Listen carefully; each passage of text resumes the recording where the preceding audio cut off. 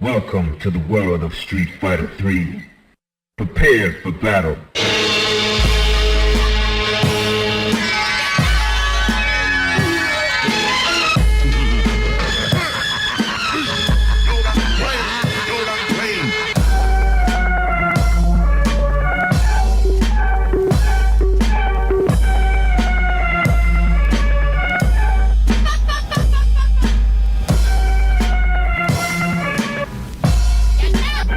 Folks, welcome back to another episode of the Slovenly Gamer Podcast. I am your host, Milton, and on this week's show, finally, he's here. There's a couple names I'm going to run down that I'm going to call this guy. The first, I'd like to start with is Miller Time's boyfriend. Mm-hmm. And as soon as I start with that, a lot of you, y'all figured out who it is already. Exactly, a lot of you are going to know who I'm talking about. But I just mentioned him last week when I was talking about my love for ST and basically that being the game that I'm really enjoying right now. The game is absolutely amazing. And I'm so glad to have him here, ladies and gentlemen. Some of you might know him as his government, Eugene. My government name, yep. And I know a lot more of you know him as the one and only ElTrouble. What's going on, peoples? Dude, what's up and welcome to the show, man. How are you? I'm good, man. Thanks for having me. We finally got it. We're finally doing it, man. I know. Like, took a while. This is so exciting. And, before we hop right in, it's funny because we didn't even record, folks. Like, we're recording at damn near 3 o'clock right now. We were supposed to start recording at 1 something, but Eugene was basically destroying me in my own home with Akuma. I had to show you the business, man. I had to show you what I could do. You have no respect. Your lady who's sitting right over there, aka Miller Time, the homie, who's playing right now. And so if you guys hear some button tapping, just know that we're legit, Tanya's legit bodying people right now as we're recording the podcast. So this is official FGC. This is a serious FGC episode right now. Most definitely. Yeah, most definitely. Yeah, exactly, So before we get into talking about Five and Akuma, and we're going to get right back around to that whole thing. Let's start off at the beginning, man. Introduce yourself to the people. Who is Eugene Lin? Who is ElTrouble? And how the hell did you get into playing video games, man? Okay, so you want my video game history or FGC stuff? Both. I'm an old man. I've been around a long time. Both. Well, as far as I can remember, I've always played video games because I was born in '85. The year Nintendo released in USA. Ever since I was 5, 6, 7, I've always had video games in some form of my life. So I had a Nintendo, the original Nintendo. So I played Mario, Duck Hunt, all that kind of stuff. Yep, the good stuff. I was big into Teenage Mutant Ninja Turtles, so I had all those games. So playing that, and then my cousin had a Super Nintendo, so he had Chrono Trigger, Final Fantasy. Oh my God, Chrono Trigger, the golden age of gaming, man. Yeah, man. That was the shit back then. Yeah, Super Nintendo was hot. And so I played games like that, and GoldenEye, Mario Kart, all the kind of standard 90s games back in the day. So, I mean, what kind of got you into it, though? Because you played those games, but what was, the first game that you played that kind of stuck with you? Because I know we all have that experience. It's we play many games, but there's, one game that kind of basically puts us into a trance, and we never kind of, leave the gaming universe after that. Oh, that's most definitely Half-Life. Oh shit! That came out in '98. Yeah, that was my first, I guess, quote unquote hardcore game. Mm-hmm. That's when I really got into certain gaming communities. I started playing online. I was in a clan. I was 14. Not the clan, a clan. A clan. Yeah. I was in. It was me and a bunch of older dudes. I was 14 at the time, and they must have been early 20s. Wow. And we had a clan called the Birdies, and the rule is, you could join as long as you named yourself after a bird that could not fly. Oh.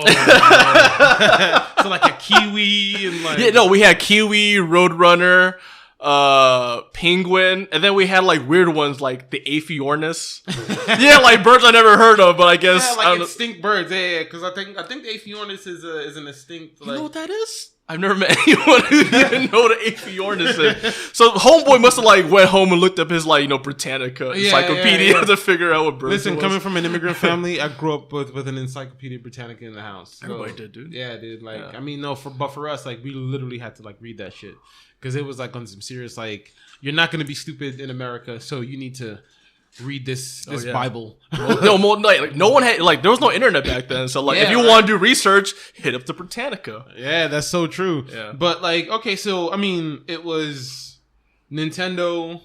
You started off the history of that. You took us through, but it took you a while, obviously, to kind of get sucked into it.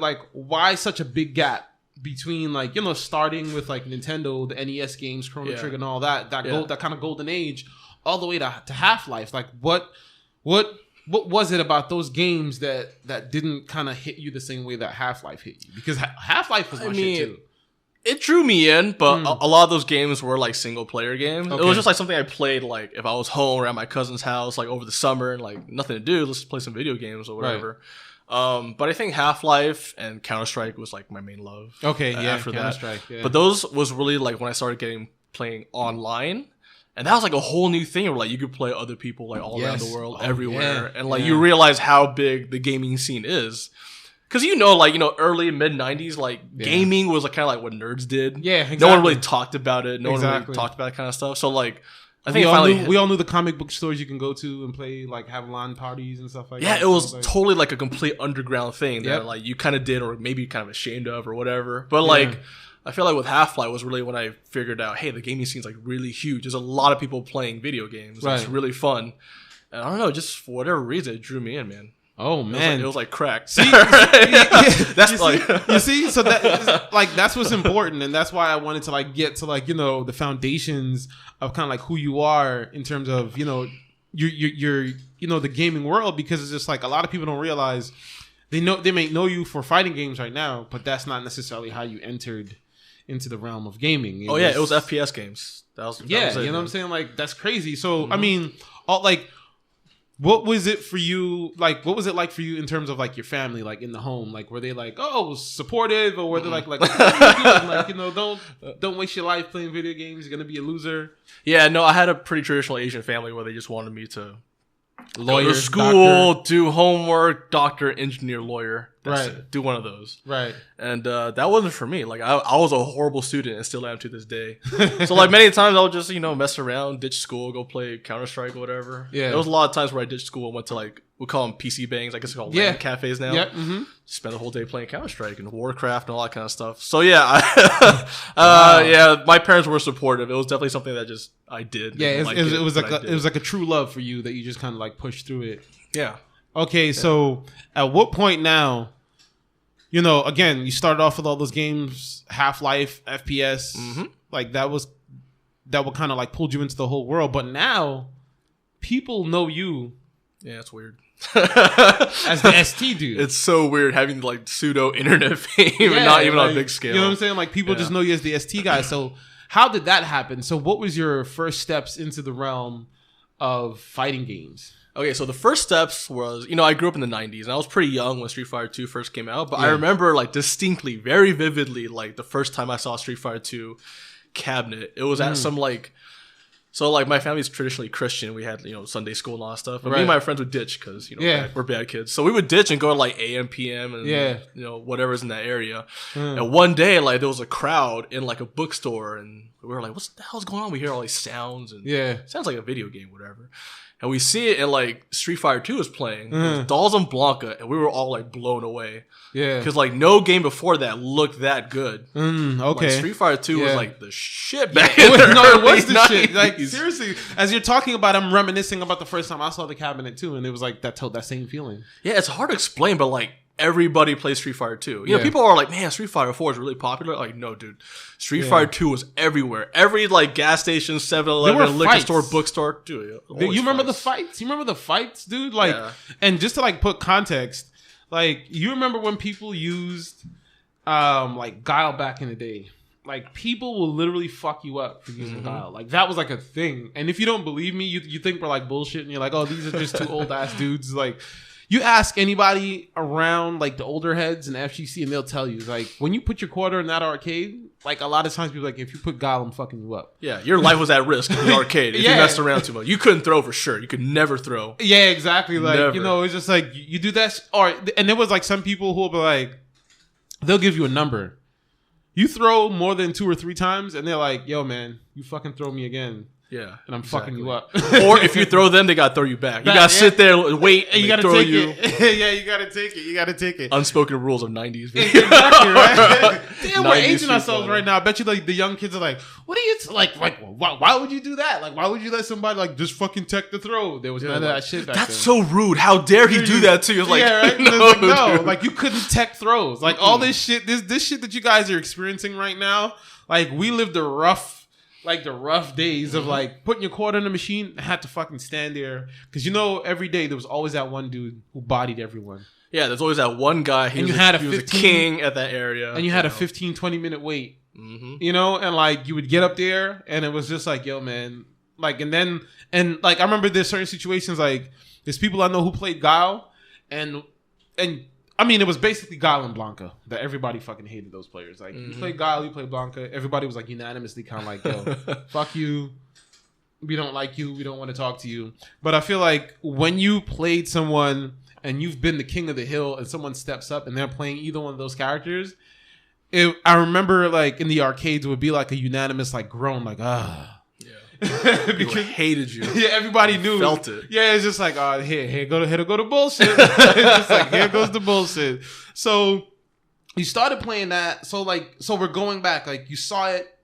What happened once you guys walked into the arcade? Like, what character did you pick, and what was that first match like? For me, my first character was Blanca, because like everyone looked like a human person, but like Blanca looked like a scary monster. Yeah, and like it was really easy doing his electricity move. He used mash punches. So like Blanca in those days was like unstoppable. People couldn't figure out how to beat him. It was like he's so annoying. Blah blah blah. And Blanca was my first character. He looked really dope in Street Fighter 2. Yeah, like, man. Warrior champion. He looked really sick. Wait, so you went from Blanca, and how long did you stick with him until you migrated towards your other character, which we're gonna go to? Oh, so most of my like Street Fighter 2 playing whatever was done on Super Nintendo. Okay. Because my cousin had a Super Nintendo, so like him and his friends would come over, we would play Street Fighter and like Bomberman or whatever. Oh yeah, Bomberman. Oh my god, we're old shit. Yeah, I know. I really am aging myself. But no, that's when I started learning like Ryu, Guile, anybody with the fireball. I like fireball characters. That's my shit right there. Shoto. Yeah, I'm not gonna go into the to the thing that I was just doing over there on the couch. But basically, Shoto, like you're all Shoto. So anyone with the fireball, man. I hate being full screen and not being able to do anything. So like, I got chuck plasma at you. I got okay. So I mean, so that's happening. You're growing from there, and because you also play. So you started with Blanca. Was it Honda or Sim after that? Who came first in that sequence for you? Dude, Sim was a long time. I didn't play Sim until like 2012. That was way later. Early on, it was just like Ryu Guile. Like I like those characters. Okay, so it's Ryu Guile. That's it. Okay, so that makes sense of who you play now in Street Fighter 5, who you enjoy a little bit more. Well, Street Fighter 5 is different because like the game's fun, but I never got like hardcore into it like it did like Super Turbo or whatever. I just like playing Akuma in this game. I think he's really fun. That's it. See, like I'm not much of a character loyalist. I'll just play whoever I think fits my style in that specific game. Right. Because I get this thing where like people tell me all the time, like, man, you should play Dalsum in this game, play Dalsum in that game. He's really fun. It's like I'm not a Dalsum loyalist. I play him in ST and I'm known for playing Dalsum, but like I don't really care to pick him in other games if I don't like him. Right. Yeah. So since we're we're on the subject of ST, let's talk about ST. Mm-hmm. Because you and your lady who's sitting over there mashing buttons kind of made me fall in love with that game all over again. Dude, I heard that on your podcast last week, right? Yeah. And I was like, dude, that's dope. I didn't know he felt that strongly about ST. Like, that's awesome. Yeah, dude. Like, like the game is just so much fun. So talk to us a little bit about that. Like, about your love for it. Like, how you feel, just everything about the game. Just unpack. Just go ham and just tell me everything. See, I'm super long-winded, Milton. Like, no, we might be here for a minute. No, this is what I want. Like my listeners know. Like this is exactly what I want because be long-winded because they're gonna get to know you. You know what I'm saying? And they're gonna get to like really feel that love that we have for ST. So go ahead, tell me. Unpack, spread the good gospel of ST right now. Okay, well, so obviously I played Street Fighter 2 a little bit in the arcade, but a lot on Super Nintendo, and that's kind of where I like really got into Street Fighter.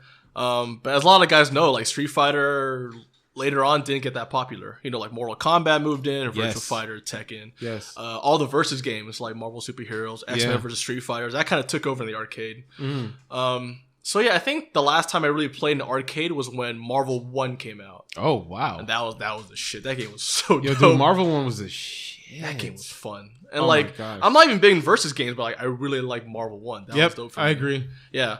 I don't even know what year that was. Like I don't know, mid 90s. But Mid anyways, 90s. I think it was mid 90s. Yeah, like 95, because I remember 96. in Manhattan they had a place called Mars 2112, like a little mini underground arcade bar kind of thing. Okay. And I remember that, so it was definitely mid 90s. For sure. Yeah, so like that was around the time sadly arcades started dying for Right.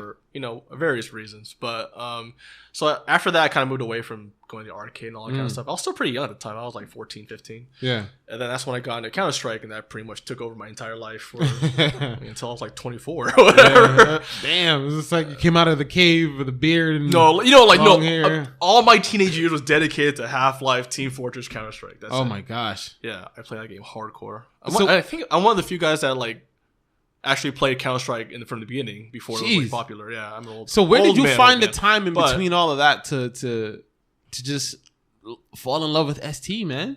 ST I actually didn't come around back around until 2011. Really? Yeah, I'm like pretty new school. People are really surprised I find that I'm like super new school. Really? So Yeah. it's only a 6-year love story with you and ST, really? Just about, yeah, just about. It's pretty new. So So yeah, what kind of brought you back? What brought you back to it?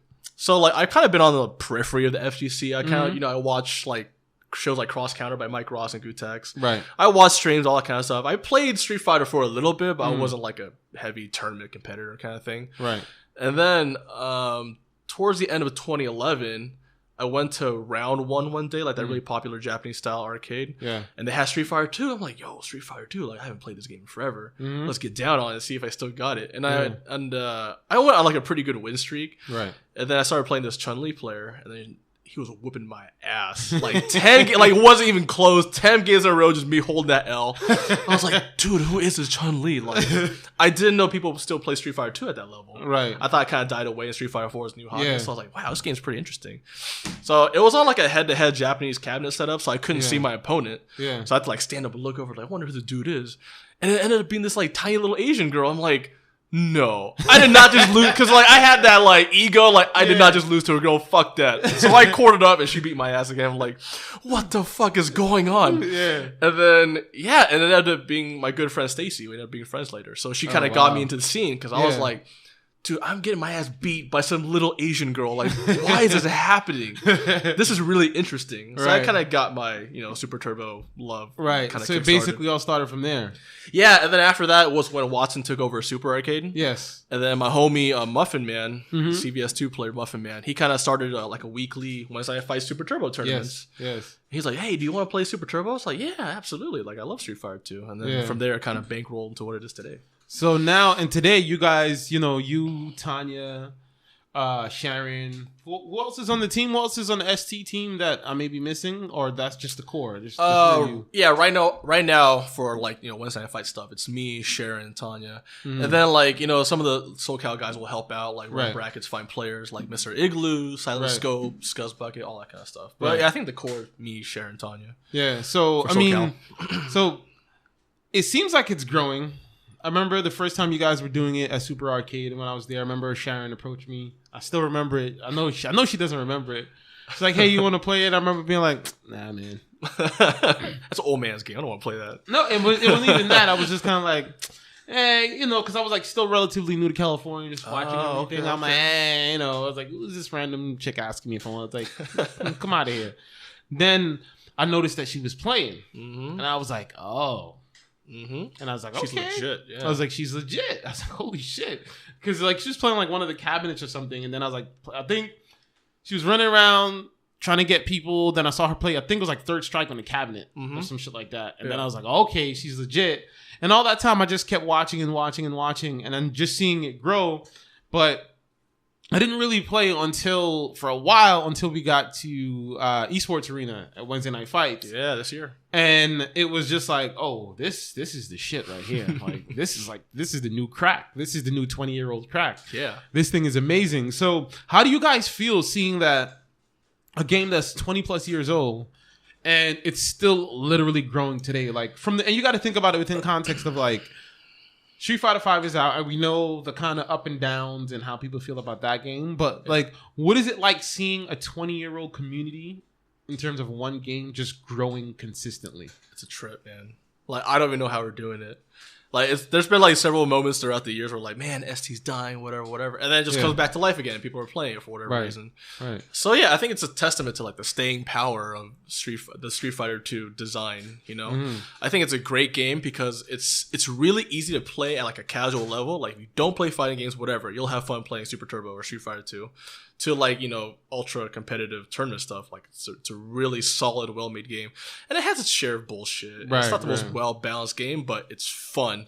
And I think everyone that I've gotten to try the game out, they've always enjoyed it. Dude, it's so much fun. Especially the Street Fighter 4, Street Fighter 5 guys are like, wow, this game's really fun. So, like, yeah. This is my question. Like, do you think the kind of love-hate relationship that people have with other fighting games currently is do you think that lends to the growth of the ST crowd? Because people are kind of like, I'm really not enjoying, you know, there's a lot of people who didn't really like 4 for a very long time. Just like there's a lot of people who are not really enjoying 5 right now. Do you think a lot of those people you were able to kind of like siphon off into the ST crowd and kind of like help grow the community a little bit more? Oh, most definitely. That's been our strategy actually over the last few years. Okay. Because we realized, you know, a lot of the Super Turbo heads from way back in the day, they don't play that much anymore. Either, you know, they don't show up or they're too busy. Like James Chen, for example, he loves Super Turbo, loves that game, wants to play it wherever he goes, but he's always busy commentating or doing real life adult stuff. So our strategy, since we more or less started doing tournaments, was to get the Street Fighter 4, Street Fighter 5 guys into it. Right. Because we know these guys are young. They're passionate about fighting games, obviously. So we got to rely on bringing in new talent, new blood to kind of help sustain Super Turbo, keep it going. And so, yeah, we've always been about selling the community first and the game later. Right. Because if I run up to some random person, like, hey, try this game, it's really cool for these reasons, they'll be like, whatever, it's not my thing. Yeah. But like, if I kind of buddy up to them, be like, hey, what's up, man? Like, do you want to try Super Turbo? It's really fun. Like, I'll show you the ropes. I'll explain how the game is supposed to be played. Right. I find they're a lot more receptive to that. Okay. So I try to sell them on like the community first and how kind of chill we are and friendly and open. And like, Tanya's good at hustling people to join ST tournaments anyways. Yes, she is. Everybody knows her voice in the sports arena. Yeah, she's got a very loud voice. Very distinctive. But yeah, like, I always tell people, if I can get you to sit down and try ST a little bit, I'll guarantee you'll like something about it. Right. And then after that, hopefully it snowballs into them showing up more often and playing the tournaments. And so far it's worked. We've got a lot of Street Fighter 4, Street Fighter 5 guys who like ST right now. Yeah. So it's been working. So, you know, it's weird because like I feel like with 5 right now, speaking about how the lack of enjoyment that people have been having, myself included with 5, has kind of like lent to the growth of it. And I've seen it grow exponentially. And I'm just thinking about seeing it from Super Arcade to Esports Arena. There's a massive jump in the crowd. And like, so just to do like a quick comparison, what is it that Street Fighter 4 lacked? And Street Fighter 5 now lacks that you think we are enjoying more when we're playing ST? I think a lot of that is that Super Turbo is a very accessible game. Like, you really don't have to know frame data. It's a game where if you just play it, you'll kind of pick up on it and learn it naturally. Whereas I feel like Street Fighter 4 and Street Fighter 5, and really any game after Street Fighter 2, has gotten more and more complex, more and more difficult to learn. Knowing frame data is becoming more and more important. Knowing, tech, quote unquote tech, is becoming more important. So I think the accessibility factor has gone down ever since those days. Because, video games, you gotta be the newest, biggest, gotta have a new gimmick, gotta, Exactly. Make things bigger and better and more complex. And sadly, having something be more complex doesn't make it more deep. Right. Super Turbo, I think, hits a pretty good mark between being a simple game to learn and play, but very difficult to master. Right. That, like, a broad range of players, both, beginner level, intermediate to advanced, can enjoy. Right. And plus, I also feel like Street Fighter 5 especially has kind of waned a bit from the traditional Street Fighter formula. I make this joke all the time, but I think Street Fighter 5 is more of a Tekken game than Street Fighter. Yeah. Break that down. Unpack that a little bit more.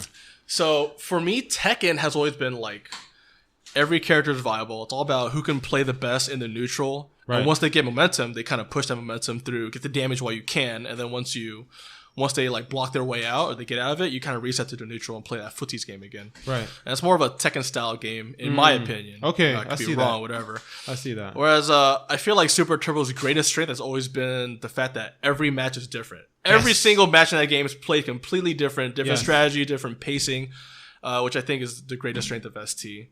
Whereas Street Fighter V, I feel like a lot of it is just two characters mid-screen dancing back and forth, trying to throwing pokes out. They get a combo, cool, keep it going. If not, back off and reset to neutral. Right. I think that's why a lot of people are kind of wash, rinse, repeat kind of thing. And in ST, there's like every single, you could play 3 Chun-Li's and all 3 Chun-Li's are going to be a completely, honestly different experience. Hate or love ST, I think it's a great game to watch just because it's always different. And it's so fast paced. Yes, even if it's, a boring match, quote unquote, it's over in like 30 seconds. You don't got to survive through it.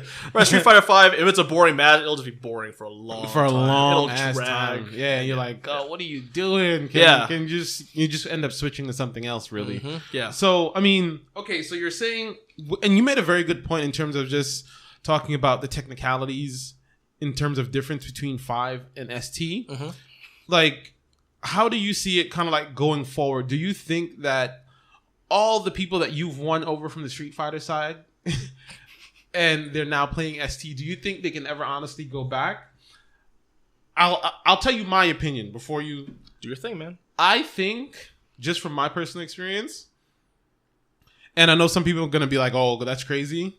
The more you play ST, the less you enjoy Street Fighter V.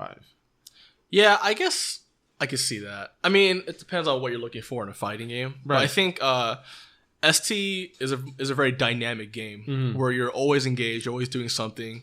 Even when you're like blocking, you really gotta pay attention and keep yourself in the game. Whereas Street Fighter V, I feel like a lot of it is kind of flowcharty in certain situations. Yeah, you can turn your brain off a whole lot more. Yeah, whereas ST, like every single second, you gotta pay attention. Right. So I don't know. It's just, they're totally different games. Yeah. Different design philosophy for different generations. Exactly. Now, we're gonna jump into the topic of Street Fighter V a little bit. Mm-hmm. Your thoughts on it? Street Fighter V, I actually enjoy playing it. I think it's a fun game to play. I think a lot of the decisions they made making that game were super intelligent. Like, I love the V-trigger, V-skill, alpha counter mechanics. Right. They're brilliant. Because the problem I had in Street Fighter 4 with focus attacks is that it really was only effective for a handful of characters. Okay. Everyone else had to kind of ignore it. And I think that's kind of dumb. Like, I think if you give a character a tool, they should be able to utilize it as needed. So I think having V-skill, V-trigger be kind of tailored designed to each specific character is brilliant. Right. Because you're always going to have to use it. I don't know. Like, I like a lot of things about Street Fighter V. It's just for some reason I'm not as in love with that game as I am with other games. And I think a lot of that is it is kind of the same. It's just two characters at mid-screen dancing back and forth. It doesn't feel that fun or fresh to me, and I like playing it, but I think it's boring to watch. I mean, but right now, so we had this discussion on Twitter, and we're kind of like going back and forth, and a new character came out. Well, not necessarily quote unquote new character, but in addition, Akuma came out. Yeah, that's my dude. And we're having a discussion saying like, hey, he looks really dope. Watching the Tokido videos or watching all the playthroughs, looks really sick. You picked up the character. Yep. That you just demolished me with in my own home, you fucker. Like, I'm not gonna. But see, that's respect though, because if I went easy on you, you'd be like, man, he's going easy on me. Yeah, right. Whack. Yeah, So, like, you enjoy playing the game. I know that you had a difficult time with the game in general, but you really enjoy playing Akuma. What is it about this character in this game that you enjoy so much? I like doing his combos. It feels good. I like how flashy he is. I like the way his movement looks. Yeah. I don't know. I just like the character. Because like season 1, I had that problem where I played like Dalsum and Charlie or Nash or whatever. But like I really didn't feel like I kind of connected with them. Right. Whereas I don't know, like Akuma for whatever reason just feels right in this game. It's just instant connection as soon as you. I can't even like quantify. I just like playing him for whatever reason. It's just fun. He's not even that strong in that game. I just like doing his mix-ups. I like doing his combos. It just feels good for me, so I just let it rock. Okay, and I remember that, what, was it like 2 weeks ago, Wednesday Night Fights, you entered the tournament with him, right? Yeah. What was that like? Akuma Matata, that's my dude. Wait, so that was your name when you entered? Yeah, that's my new name. Whenever I play Akuma, it's Akuma Matata. Akuma Matata? So you see Akuma Matata, you know who it is. Because he looks stupid. Let's be honest. Yeah, he does. Yeah, he looks like a sunflower and a lion put together. But yeah, like I had fun. Like I don't do that well because like I'm gonna lose to the guys who play this game a lot. Right. I don't play this game that often, but like I fraud out 2 players. I'm happy. It's not about winning the tournament. It's about getting salty, getting people salty, and just being like, about, man. It's just like, why you mad though, and just getting up and leaving. That's my MO in this game. It's just like I was gonna play Akuma and body you, and you're out. And that's so my how far enjoyment. did you get? So how far did you get though with him? Not that far. Like at best, I'll go like 3-2, or okay. Usually I go 2-2, and I meet like a really serious Street Fighter 5 guy, and I lose. Yeah, okay, so I know that I'm kind of talking about Street Fighter 5 ST. Mentioned Tanya. Take us like.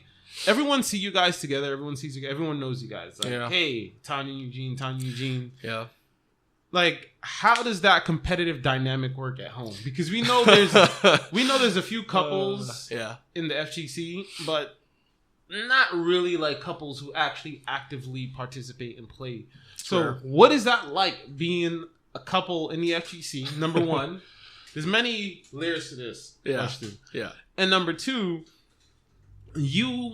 everyone kind of like knowing you first, and now you just being Miller Time's boyfriend. Exactly. Me kind of, and I'll take, I'll take credit for that one. Cool. You now, being a couple in the FGC, you being like, I guess, quote unquote, known first.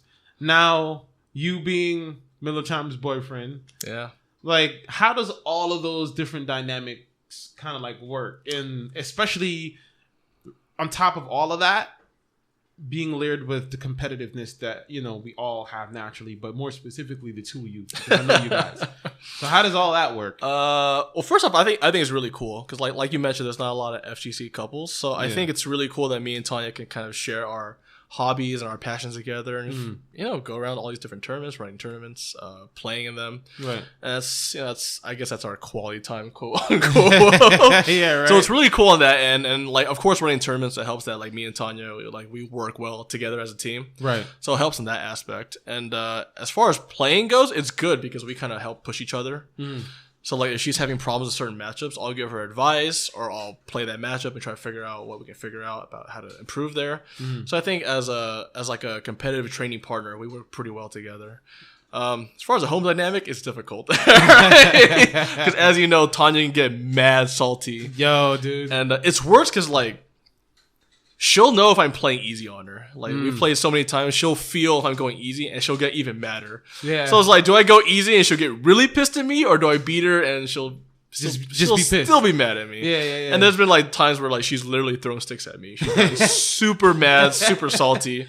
But I think ultimately at the end of the day, like it's what's contributed to her being such a good Street Fighter player. Yeah. In my opinion, like I always say, salt breeds motivation. It really does. You don't get better until you hold that L, man.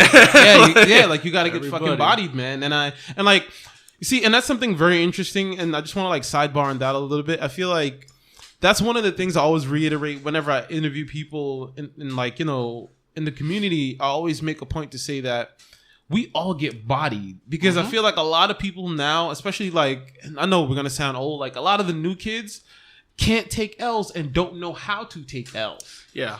It's a big issue with the new gaming generation. Yeah. Like, what do you think as...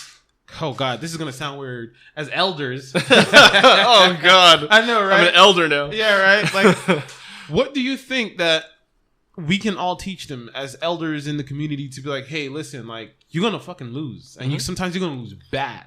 Like, how do you think? Do you think we can teach them that, and how do you think we can teach them that? I think we can most definitely teach them that. I think, I tell Tanya this like. Street Fighter does kind of mirror real life in terms of your attitude and how you handle certain situations, losing or winning. And I think with this generation, it's hard for them to accept loss for whatever. I don't even know what it is, the sociological reasons, but I think it's hard for them to accept loss. And I think it's on us as the kind of older members of the scene, older members in general, to be like, hey, everyone loses. Yeah. No one on this planet was ever born a champion. Not even Daigo, the great Daigo himself. Exactly. He got a lot of L's, and being in the SC scene, I've taught the guys who taught Daigo how to play Street Fighter. Wow. And so Yeah, it makes you realize like everyone loses at some point. And everyone has a starting point. Yeah, no one's born a champion. No one just picks up Street Fighter and they're winning tournaments. It doesn't happen at all. It's a big myth. And I think a lot of it is just learning how to lose graciously. But also keep in mind that even though you lost, you can practice at it. You can work at it. There's always something you can get better at in Street Fighter. Right. Like it is in real life. You know? Yes. There's always going to be tough times in real life and in Street Fighters. It's all about how you bounce back, your game plan for, you know, what are you going to do now? Like, what do you got to work on? Why did you lose? Did you lose because you missed a combo? Did you lose because you don't block? Right. Because blocking is a skill in itself. Yes. It's a really underrated skill. And I think it's on us to kind of mentor the younger generation and be like, hey, like, I know you're salty, but if you wanna stop losing this guy, you gotta put the work in. That's what it's all about, man. So, but how do you think Street Fighter V is gonna impact the young kids' ability to learn? Because I feel like a lot of people say like when they're analyzing Street Fighter and they feel like they're like when people win in this game, they're not necessarily learning.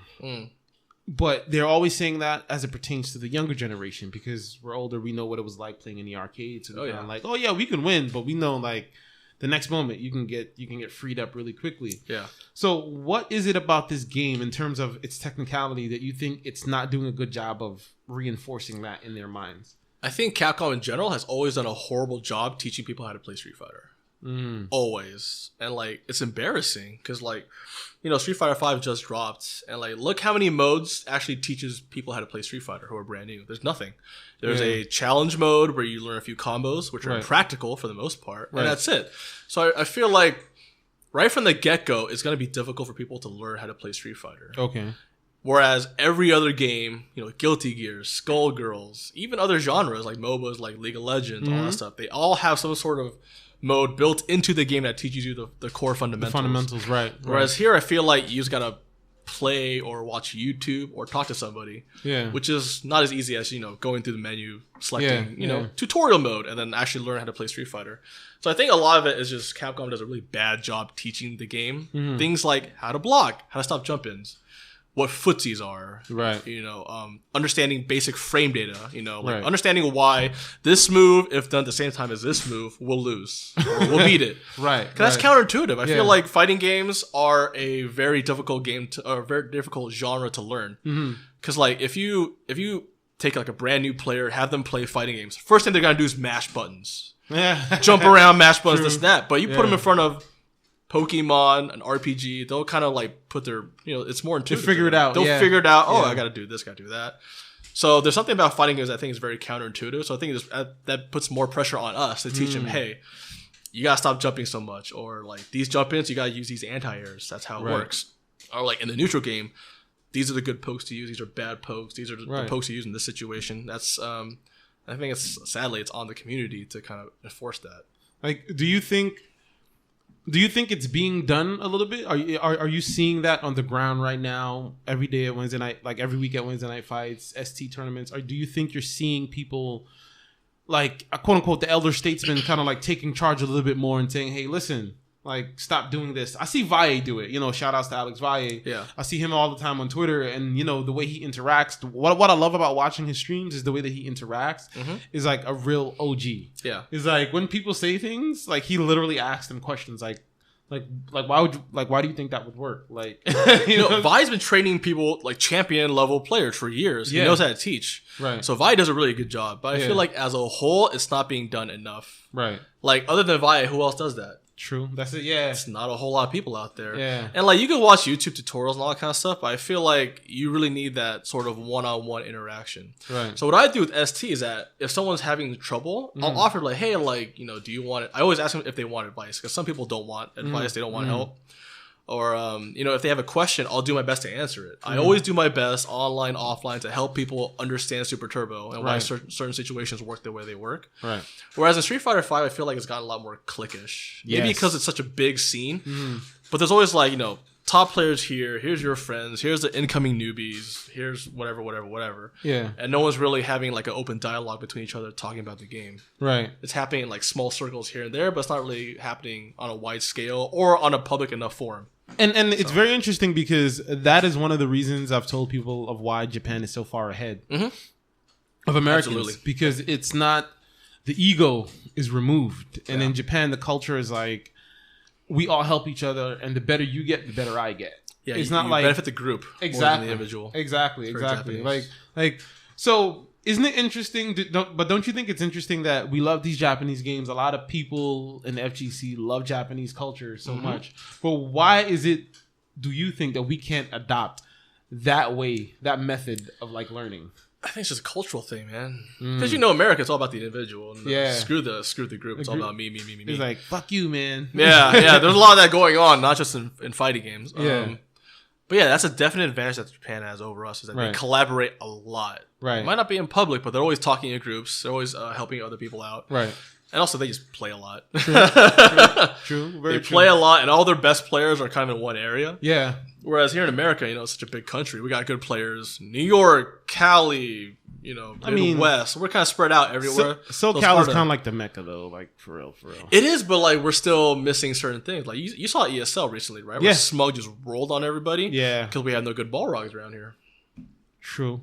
Yeah. So imagine if we got all those guys together in the same area, grinding it out, talking. We'd be up there with Japan, really. So now, hopping back a little bit to the ST love and just like the old school games. Yeah. So what, 2 weeks ago, Nintendo Switch did their whole thing. Mm-hmm. They announced the whole Ultra Street Fighter thing. We were all excited. Like, the commercial was pretty dope. Gave you a little bit of feel, showing you the old school arcades thing. Like, it was like cool. People lining up outside and all that kind of stuff like that. What are your thoughts on that game? Like, and how do you think that's going to impact the community as a whole? For me, I'm cautiously optimistic about the game. Like, I really hope it does well and it's something fresh and exciting. And I hope it brings in a lot more players who are interested in, Ultra Street Fighter 2 / ST in general. But I do have my concerns that it's going to be on the Switch, because not a lot of FGC people like are into Nintendo consoles. Right. So that's one issue. The other issue is that I hear that the Switch doesn't have a wired Ethernet port in the back. Oh. And it supposedly only has one USB port. So in terms of like running tournaments, it's going to be difficult. I got to buy a lot of hardware for that to make it happen. And plus like the low availability of sticks. Like, I know Hori kind of got their info leaked where they're building a stick for Nintendo Switch. Right. But that's only one stick. So I think it's going to be difficult running tournaments for that game. But I do hope it works out. I mean, sadly, Super Turbo doesn't have a good history of having good console ports throughout the years. HCR was the most recent one, and it was kind of a mixed bag for the community. So I imagine Ultra Street Fighter 2 is kind of the same way. Yeah. And like a lot of guys are kind of the same boat, where they're cautiously optimistic, or they flat out hate the game, or they're like, whatever, I don't really care because it's on Nintendo console. It's like, for me, I'm kind of mixed, because I'm like, the system already has me like, meh. And then I see Street Fighter, I'm like, man, that looks kind of cool, but I don't know if I want to throw down $400 just to play. Yeah, that's a lot of money just to play Street Fighter 2. But it does look interesting, because I know they added like throw text in the game, and they're adding 2 new characters. And then it's just like, then you gotta, and I feel like you also gotta buy like a legendary controller, and then the thing with the stick, where a lot of people now are only playing sticks, just like you just mentioned. Yeah, it's just so much that's up in the air. But let's say for saying sake, like, it could all work out. Yeah. Like, do you think it could really work out? Do you think it could really impact the system? Because I saw we shared a post recently, and it was about how Capcom is saying that they're really, and Capcom and Nintendo is saying that they're going to really try to enter Ultra into, like, quote unquote esports and into the FGC arena. Yeah. Like, what are your thoughts specifically on that? Aside from, like you just said, setting up the hardware, like, what do you think they need to get right in order to make that successful? I mean, if they're serious about, wanting it to be like a legit esports, part of the fighting game circuits. First things first, they should have you and Tanya and the ST team involved. But that's Nintendo, Capcom, you listen, hit me up. Yeah, seriously. That's just me, like, throwing something in there. I can help you guys out. But no, I think if they make a serious effort and like host their own tournaments, that'll get things going. Host online tournaments, offline, bring setups, all that kind of stuff. Get the community exposed to Ultra Street Fighter 2. Right. Hopefully without forcing them to buy it individually, like a Switch and controllers and all that kind of stuff. Yeah. It'll work out if they made a real effort, put a little bit of money into it. Right. It'll work out. I think at this point, a lot of people think that it's just a cash grab for nostalgia. Yeah. It does seem that way. And I think they announced it way too early, because all the footage I've seen looks super rough. Like, the game looks like it's in like alpha stage, because like all the sound effects are like ported over from Street Fighter 4. Oh no, it's clearly not like polished in terms of graphics. So there's some like graphical glitches I noticed in there. So yeah, the game looks really rough. So I feel like they should have announced it later. Like it looks like a game they kind of rushed to get ready for that reveal, and then that's what they. So they're already starting off on the wrong leg. A little bit, yeah. In terms of advertisement marketing, like the game just doesn't look visually good. But I really do hope it works out, and I'll do what I can to support the scene. And because I feel like worst case scenario is gonna bring a few new players, and if they hate the game after a while, ST will always be there. Exactly. That's the thing. Like they're not changing ST; it will always be there. It's just Ultra Street Fighter 2 is its own kind of separate thing. Right. So if it works out, cool. If not, back to ST. That's always been the game plan from the beginning, anyways. So. Now I know that we're recently talking about 5 and seasons and stuff like that. So. What was your thought on season 1 as compared to season 2, if at all? Just from your interactions with it. I feel like Capcom. I mean, anyone who knows me knows I shit on Capcom all day, every day, and I have been doing that for a while for a good reason. Because I feel like with Street Fighter 5, they completely botched the launch of that game from the get-go, and have made a lot of missteps since. And I feel like season 2, they made a lot of changes people didn't want, people didn't request. Yes. I think they changed the game for the sake of changing it, making it feel fresh, quote unquote, to help draw in new players. And I think it didn't work at all. Like, for example, all uppercuts not having invincibility. Yes. Why have an uppercut? What's the point? It was already a super offensive game in season 1, and they made it more offensive in season 2, which I think no one wanted. I think people want more defensive options. And like a lot of the changes that they made to certain characters were kind of a mixed bag. They buffed Urien, which, I mean, he was strong in season 1. He's even stronger now. They buffed Guile. He was strong in season 1, even stronger now. Laura was like a mid-tier character, and now she's the new Mika, really, in my opinion. Like Laura, and like she was one of the waifus I started with. So it was her and Mika. Like Laura and Mika were the waifus. Well, you used to live in Brazil, right? So you got a little bit of connection there. Yeah. So it was like, and that's why. But like, it was weird because, talking about like, character loyalty, she didn't necessarily really connect with me that way. And it was Mika. And then they basically cut my baby in half a little bit. They neutered her and Charlie, because I like playing Charlie a lot, but they really took the axe to him. For all you new guys, Nash, sorry, because I know some of you I always do that. Yeah, they're gonna be like, "Who the hell's Charlie? Is he the new character?" Like, he's wait, is a reveal already? Like, how did you this just in here on Slovenly Gamer? Exactly right. No. His name is Charles Nash. Charlie Nash. Yeah. It's Nash is the same character. Like, don't get all crazy. But so. You're basically saying is just like they just keep making one misstep after another, season 1, season 2. They shifted the meta, but not in meaningful ways. They just changed it to change it for the sake of changing. Yeah, it's just vapid. No rhyme or reason.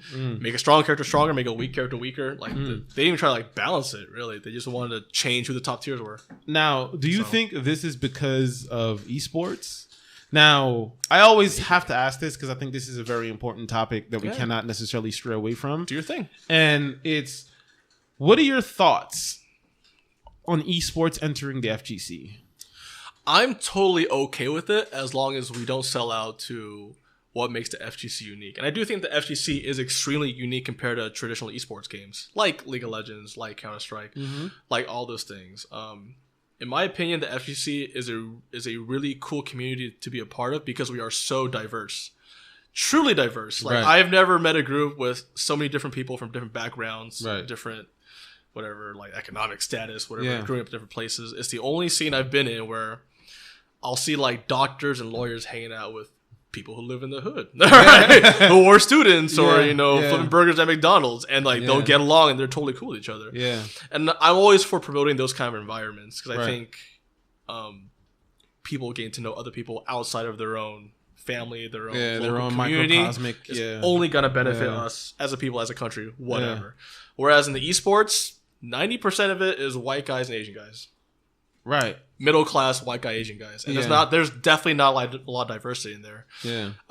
So I feel like esports coming in is cool because I want to see the community grow and expand, get bigger payouts, have bigger tournaments, all that kind of stuff, as long as we don't sell out to just becoming an extension of esports, where it is becoming very where we lose our soul. Segregated. Yeah, Yes, like yes. I like the grassroots feel of the FGC. Right. I don't want to be where like the top players are, you know, playing in their own little bubble in like an enclosed glass box playing Street Fighter, and the rest of us are just outside being fans. I don't want to see that happen. Yeah. I like the way it is now, where you can approach any top player, have a conversation, and they're totally Right. cool with you. Yeah, yeah. I don't want them to be like, "Oh, I'm a top player. You're a fanboy. Don't talk we're to me." here. We're there." Yeah, get out of my I don't face. want. I don't want to see that happen. I want to see us be an actual community. Right.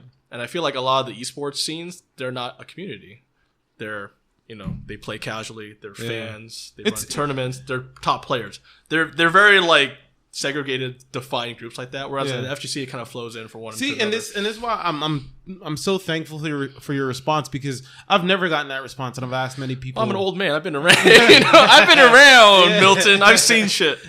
So I've seen some shit, man. I've got different perspectives than a lot of the newer kids do. Yeah, you know, and I think like that's one of the things that I've always tried to say, but I've tried not to say it in my way, which is can be very coarse at times, because that's my thing. And I feel like I don't want us to lose our soul. Like I don't want us, I'm like, because my thing is always from a business perspective. I'm like, esports is probably going to fuck up the FGC if we're not careful. Exactly. Like, if they start bringing in the money, they're going to want to control every single aspect, because we're like, well, we're bringing the money, so I want it done this way, this way, this way. Exactly. And that's like my main concern. So I'm like, I know that I feel like we're having a lot of conversations surrounding the big payouts and all that, but I feel like we're not having any serious conversation about who we are as a community and what we're willing to bargain with and what we're not willing to bargain with. And I have that problem from like certain top players where they only care about the money. They just want the big payout. I want a bigger payout. I want this and that. Like, no, you got to factor like what you're sacrificing for that. Right. No one's just gonna come along, dump money at you, and walk away. That's never gonna happen. They're gonna want something in return. Exactly. So you got to figure out what that is if they don't state it outright, and then from there responsibly try to grow your scene, grow your tournaments, whatever. Yeah, I'm a little nervous about it, man. Especially like with the announcement. I mean, it was exciting, but it was nerve-wracking at the same time, because you know you had Bud Light. Then you had Echo Fox, which is Jace Hall and Rick Fox's team, scoop up a bunch of really, really good fucking players. Yeah, it's the power play shit right there. Like, that's the play of the game right there. And I feel like in a world of business, that is a very, very, very scary thing to start seeing happening, because that is how a community loses itself. Yeah, absolutely. Because now power plays is business, and they don't have any care for, oh, we don't want t-shirts to be $60. They're like, fuck that. We need t-shirts to be $60 because now we're going to be in the Staples Center. Exactly. And where people are going to be like, wait, well, it's cool that we could be here, but we don't necessarily need to be here. So like, because I don't want to pay $30, you know, $60 for a fucking t-shirt. Like $30 was cool. 25, you know what I'm saying? But now it's kind of like, fuck, dude, like that's kind of crazy. Yeah, it's kind of racket. I mean, it's great for those players who got picked up, because I know they're getting salary now. Of course. And they're getting like free computers to stream their game. So I think it's good for them. But we do have to kind of keep an eye on how we're gonna run our scenes, how they're gonna influence tournaments from here on out. Right. And actually, so far, I think the Evo guys, Wizard, Chris Lee, Canada, they've done a very good job holding on to the FGC brand. Yes. Whether that's motivated by purely financial reasons or whatever, we don't know. It's whatever. But they've done a good job trying to sort of guard against the esports just coming in and flooding us with money and just taking over completely. Exactly. So I think they did a good job. But I think as long as we kind of maintain our grassroots feel to it, and you know, keep the small weeklies going, keep the small casual sessions, whatever going, the training sessions, I think we'll be okay. You can have big tournaments and small tournaments. You just can't have only big tournaments and then just the rest of us watching at home. I'm waiting to see. I'm waiting to see what happens post Evo 2017. Yeah. Because I think that's going to be the benchmark to kind of see where we're really going, you know, like just because I feel like there's been a lot of things in 2016 that's happened, but the first really big tournament in 2017 will be Evo, right? Like really, or is there something else that it's already starting to change, because now Capcom Cup is a thing. Oh shit, and that seems to be a weekly thing, and that's becoming like the new major to go to. Right. But I think Evo and Capcom Cup are still separate, because Capcom Cup is a qualifier tournament. You have to qualify in order to go to that. Whereas Evo, its greatest strength has been it's an open tournament. Right. How do you feel about that? The qualifying for Capcom Cup. I'm cool with it. Like, I'm totally cool with having different tournament rules, regulations, quote unquote leagues. Yeah. So I'm totally cool with Capcom Cup as long as they keep doing it, keeping the community involved, and keeping them receptive to like what kind of changes we want to see in the future. Right. So like now I know they changed the rules where you cannot automatically qualify. You got to win by points. Yes. Which I think is awesome. I think it's a good change to make. And I think if they keep that kind of dialogue going between the community and Capcom, will be okay. Because I think the big reason a lot of the esports scenes thrive so well is because they do have good relations between the community and the developer / publisher. Right. Okay. Like with Overwatch. Yes. Blizzard is the peak of how to communicate with the community. Yeah. They do a really good job. They hold things like, public test servers to test out new changes, all that kind of stuff. I think Capcom needs to do that in the future. And I think it's culture too. I think that's a very important part of it that Capcom is missing, to add on to what you were saying. For some reason, Capcom has been around for so long, but there's really no Capcom culture. It's a Japanese thing. Like a lot of those devs are still stuck in the 90s where they're like, we're just gonna make a cool game and you're gonna like it, and that's it. Right. Whereas I think I've read like some news a long time ago saying like how American developers are way ahead in terms of modern game development and community relations. Like Blizzard, obviously. I bring it back to Riot. They're killing it. Riot's killing it. They understand how to make a game, how to build a community in the modern age. Whereas Capcom is still stuck in the 90s. Yeah, and how to make people actually feel and realize that they actually are a part of a community.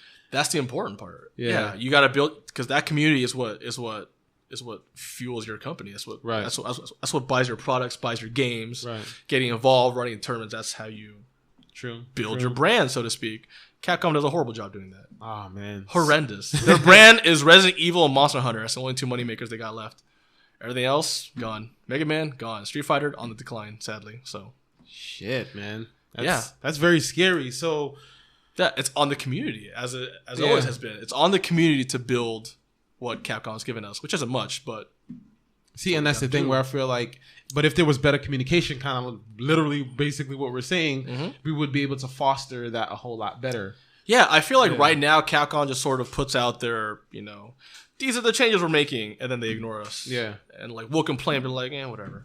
Like there's no dialogue between Capcom Japan and the community. And like Capcom USA, bless their heart, does their best to kind of intervene between that. But it's just Japan making the rules USA trying to enforce be the PR. The sheriff. Yeah, they're the sheriff. Like, do you think in the near future, with how everything is growing, with how the community has grown, since, I've been involved around it a little bit longer since in the 90s, more continuously. But I can say we're basically on the same level of how long we've been in it, because been in and out traveling and all that kind of stuff like that. Yeah. Do you think at any time in the near future they're going to notice that and they're going to catch it to be really holy shit? I really hope so, because things really were better when they were listening to Seth Killian when he was doing the development of Street Fighter 4, Combo Fiend with Street Fighter 5, but now he's kind of moved on to a higher position. Right. So I think, I think Capcom definitely needs to hire someone to be like a community relations manager, and also listen to that person when he says, "Hey, these are the concerns we're having, the community is having. How are you going to address that?" And not just be like, "Okay, tell us what the community wants. All right, bye, go do your thing." Exactly, Capcom. I'm just saying.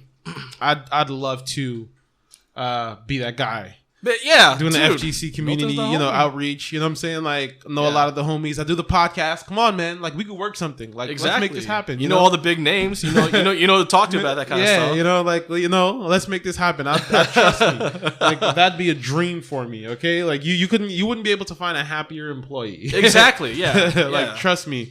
So now, one of the last things I want to talk to you about before we get out of here, we just mentioned EVO 2017. Your thoughts on EVO 2017 as it relates to ST? Oh yeah, the whole ninth game donation drive thing. Is that what we're kind of aiming at? Yep. I think I love the donation drive idea. I think it's a fantastic way to have your game on the main stage, but at the same time donate to a really good cause. I think all the money going to there is going to the Make-A-Wish Foundation. Yes. I believe. So I think it's a really cool way to have a competitive way to raise funds and at the same time get a personal benefit by having your game be a main stage game, and also Right. get the 8 a.m. time slot on Sunday. Yes. At Mandalay Bay, which is, I mean, it's a bad time to have a game, but like video games at Mandalay Bay, like who thought it would come to this? You know? Yeah, I mean, and It's you crazy. and we'll all stay there anyway. Just fucking take the elevator downstairs. Yeah, exactly. Oh, thank God for that. That's all one place Right? now, because Dude, it was a cluster last year. I fucking called it last year. I called it when I was because I stayed at Mandalay Bay, and I was just like, they can totally do this thing here. Yeah. And I felt like I was talking to a couple of people who kind of knew that I was talking to some people who I knew, who basically told me, but they couldn't necessarily fully tell me. Yeah, yeah. Because I was like, yo, why don't we have it here? I'm like, this place is fucking massive. We can like fill up this hotel, and then it'll be great because all the restaurants, all the businesses will benefit because we'll literally be going up and down the steps all day. Yeah. In this one hotel. Exactly. And I'm like, and there's a fucking bar or like a lounge or like a club in the hotel. They as got a well, few of those too. around, Yeah. yeah. I was just like, it'll be friggin' perfect. So, do you think it can happen? Do you think we can see ST on the main stage? It'll be in 20? difficult. I think one major misstep the Evo guys made was not including Marvel as a main game. That blew my mind. Like, why would you not want this game as a main game? It's one of the best games to watch. Yeah. It's good entrance, gets good viewership. When's Marvel? Plus, with Marvel Infinite coming out around the corner, Yeah. it's probably the last year for Marvel 3 anyways. You got to give it a good send-off. Do you think know? there's not a lot of? Do you think there's like some background business decisions? Because that, to me, that was like my immediate reaction. I'm like, there's some business decisions. Some shit went left. Yeah, money was exchanged. Exactly. I'm like, guarantee some you. shit went left. Yeah. Because that doesn't make any sense to me. No, like, I love the anime games, but having Guilty and Blaze Blue makes no sense to me. Especially since Guilty is the new hotness on the block right Kizzy now. is gonna flip when he hear you say that right now. He's gonna be like, "What the fuck do you mean we can't have both? Fuck that." Yeah, but Kizzy plays Guilty, so he ain't gonna be mad anyway. Kizzy's the homie, he ain't gonna be mad at me. That was weird. Not having Melee on Mandalay Bay was weird too. Yeah. That's one of the biggest games at Evo. Wait. No Melee? I mean, they're having Melee the tournament, Mhm. but it's gonna finish on Saturday, not Sunday finals top 8. Oh wow. They're gonna have the new one, the Smash Wii U one. Smash Wii U? Yeah, so Melee heads got mad about that one. Yeah, there's gonna be a lot of community infighting. Yeah, over the no, next there already is. Yeah. I know. That's They've what I'm already saying. hated each other as it was. This just gives them more reason to hate Yeah, each other. it's gonna. Oh man, you know what? But like, I'm just glad that we're here. I'm just glad that the community is growing. I'm just glad that I can finally, sit down and when I'm not doing adult shit, I can sit down and enjoy ST. Like, thank you guys for spreading that love, man. Thank you, Tanya. Thank you, man. Eugene. Like, Sharon. Big ups. What's up, homie? I see you out there. Like, most thank stuff. you guys for like reintroducing that love and that because it's like and I can't even put it into words because I'm like, it's a 20-year-old game, but when you play it. It feels good. It feels good. just feels good. It's just like it's like a Can't brand explain new. it. Yeah, it's like Yeah, a brand can't new game. explain It's it. like a brand new experience, Yeah. and it's awesome. And I truly thank you guys for that. Dude, thanks for doing it. That's why we do it. And we are bringing ST at Evo this year, Okay. regardless of whether or not it wins the night. Last year, you guys had a I was surprised. Tanya. You remember? My Like, I couldn't even talk to you God. guys last year. Like, No, we were busy like 10 you hours. guys a were day, busy. I easy. couldn't even say what's up. Like, it Not was even. crazy. And they had like, Yeah. and they had you guys in the like the BYOC section. Here's the like, thing: is that the year before I also did a tournament, but it was a lot more organized because I was guaranteed space on the Evo floor. So when I know I have a space waiting for me at Evo, I can plan certain things. So I did like pre-registration, I did teams, Right. I did it bigger the year before. Last year, like we had no information as to whether or not Yes. we're gonna have a space. So Yeah. my plan was just okay. Well, I can't announce a tournament because I don't know if I can have it. I don't know if Right. I have space. I don't know if I have internet. Blah blah blah. So I just brought setups, brought share, and be like, all right, if it happens, it happens. If not, we'll just announce tournament day of. Yeah. And luckily, we capped out the 64-man lock. We could have had more people.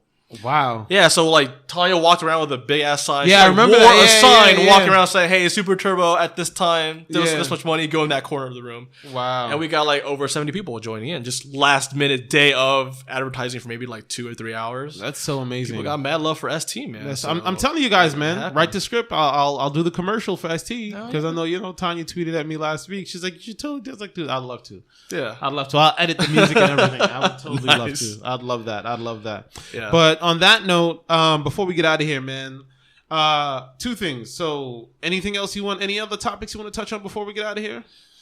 Nothing comes to mind. I mean, big shout out to you guys for supporting Super Turbo. Obviously, strevival.com is kind of the group that organizes all these tournaments. And yeah, we're gonna try to make this tournament this year bigger and better, but a lot of it depends on what Evo is willing to give us. Right. But yeah, we're not dead. Right? We're not dead yet. No, not yet. We're still gonna be around. We're gonna have some tournaments in the upcoming future. West Coast Warzone, I'm pretty sure we'll have ST in some form. Ooh. Yeah, because I've been talking to Kai about that, and yeah, I'm gonna send the proposal out this week actually for the Evo thing. So hopefully the Evo guys have space for us. If they do, I'll make it as big and bed. I hope so. Knock wood and fingers crossed. Knock wood and fingers crossed. Most definitely. And let everyone know where they can find you guys, man, on the social media platform, man. So you can find me on Twitter at ElTrouble SRK, just one word, ElTrouble SRK. Yeah, it's probably the best way to contact me publicly. Yeah. And yeah, if you guys have any questions about ST or growing the scene, or you need hints on how to handle certain matchups, how to play certain characters, hit me up. I love teaching this game. I love talking about ST. Yes. So. Like it says in your Twitter bio, preaching the you gospel of ST. I'm preaching the good gospel, man. that's my job here. Yeah, and oh, you know what? And you guys do stream on Sharon's. You guys stream the ST on Sharon's stream, right? Yes. So I'll remember to put that in the show notes as well. Yeah. But do you remember her URL for the? Come on over, Tony. Yeah, so we stream every Wednesday nights at Wednesday Night Fights around 10 p.m. Pacific Standard Time at twitch.tv/SharonaSaurus X. So yes. The name Sharon, Asaurus, and the letter X. X, yeah. Like a dinosaur. Exactly. It'll be in the show notes, folks. Don't worry about it. It'll be in the show notes. Yeah, folks. But on that note, I hope you guys really enjoyed the show. Thank you so much for coming on, man. It was a pleasure. It was so much fun talking to you, dude. It was so much fun finally getting to catch up. I know last time you fell sick. Yeah. You fell ill and stuff like that. Yeah, I know, man. The flu. But, I really appreciate it. Thanks for everything that you do in the community, guys, and let's get together. Remember, go out to your locals, play some ST. Yep. Whenever you get a chance to, support the scene. And remember, the scene is nothing without you, so you have to support it. It's very, very important that you support it. On that note, I've been your humble host, Milton. You can find me at Slovenly Gamer on Twitter, Slovenly Gamer on Facebook, Slovenly Gamer on IG, Slovenly Gamer every bloody where. That's pretty easy to remember. Exactly. Very straightforward. And always remember, folks, if you're listening on iTunes, please remember to like, share, subscribe, rate, review, all that good stuff, and spread the FGC love. I love you, folks. Peace. We're out of here. Later, guys.